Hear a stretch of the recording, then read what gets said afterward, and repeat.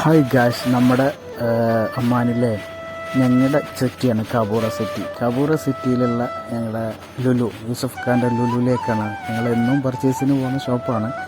ഇന്നൊരു പ്രത്യേകത ഉണ്ട്. ഇന്ന് 14ാമത്തെ വാർഷികമാണ്. ഈ ലുലു ഒമാനിൽ തുടങ്ങിയിട്ട്, കബൂറയിൽ തുടങ്ങിയിട്ട് 14 വർഷമായി.